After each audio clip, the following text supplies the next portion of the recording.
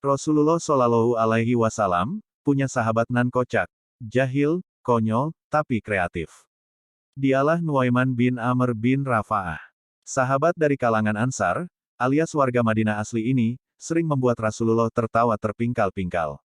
Nuaiman memang gemar usil dan melucu, namun dia juga seorang mujahid sejati. Namanya tercatat sebagai Ashabul Badar karena ikut terlibat dalam perang Badar bersama Rasulullah dan para sahabat yang lainnya.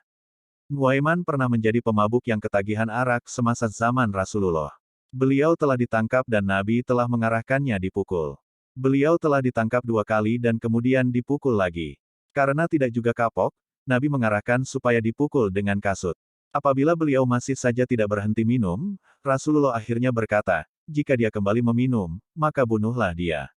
Walaupun sangat tegas, Rasulullah masih menaruh harapan untuk Nuaiman memperbaiki diri. Akhirnya Nuaiman bertaubat juga mengakui kesalahannya. Ia memohon ampun kepada Allah. Nuaiman banyak melakukan hal-hal konyol dan jahil hingga membuat Rasulullah dan para sahabat lainnya terpikal-pikal, tidak kuat menahan tawa. Target keusilannya bukan hanya para sahabat, tapi bahkan juga Rasulullah.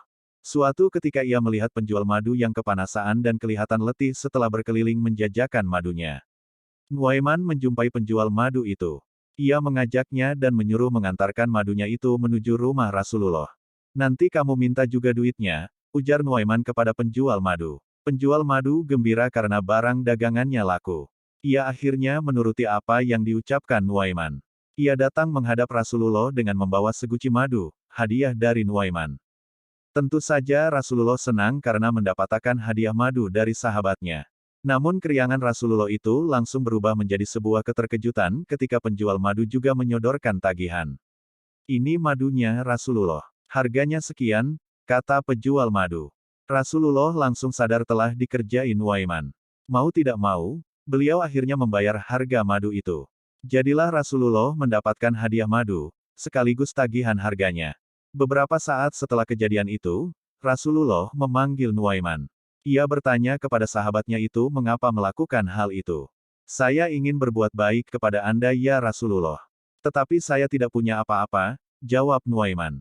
Rasulullah pun tersenyum. Pernah suatu saat Nuaiman berangkat bersama Sayyidina Abu Bakar ke Basrah untuk berniaga. Bersama mereka ikut pula Suwaibit bin Harmalah, yang bertugas membawa perbekalan. Nuaiman meminta kepada Suwaibit agar diberi makanan, tapi ditolaknya karena bos mereka sedang tidak di tempat.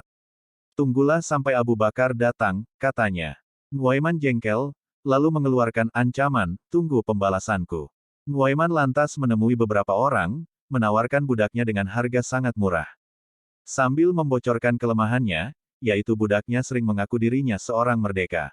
Yang ditawari setuju, lalu bersama Nuaiman mereka menuju ke tempat Suwaibit duduk. Nuaiman menunjuk kepadanya. Tentu saja Suwaibit berontak sambil mengatakan dirinya bukan budak. Tapi si pembeli berkeras mengikatnya dan berkata, kami sudah paham sifatmu. Untung Abu Bakar segera datang dan urusan jadi gamblang. Ketika peristiwa tersebut diceritakan kepada Nabi, beliau tertawa, bahkan setiap beliau ingat atau diingatkan. Nuaiman adalah pembawa kegembiraan. Mungkin karena itu, Nabi pernah berkata, Nuaiman akan masuk surga sambil tertawa. Nuaiman sering menghibur, bahkan ketika sakit sekalipun. Seperti ketika suatu hari Nuaiman dikabarkan sakit mata, Nabi menengoknya. Ternyata Nuaiman sedang asyik makan kurma. Apa boleh makan kurma? Matamu kan sedang sakit, tanya Nabi. Dengan santai Nuaiman menjawab, saya mengunyah dari arah mata yang tidak sakit, Nabi. Konon, jawaban tersebut membuat Nabi tertawa sampai terlihat gigi gerahamnya. Suatu ketika para sahabat berkata kepada Nuaiman bahwa sudah lama tidak makan daging unta. Mereka lantas memiliki ide untuk menyembelih unta seseorang yang tengah bertamu kepada Rasulullah. Nuaiman langsung saja menyambut ide tersebut. Unta tamu Rasulullah tersebut akhirnya jadi disembelih Nuaiman. Sudah barang tentu, begitu tamu itu mengetahui untanya disembelih, langsung mengadu kepada Rasulullah.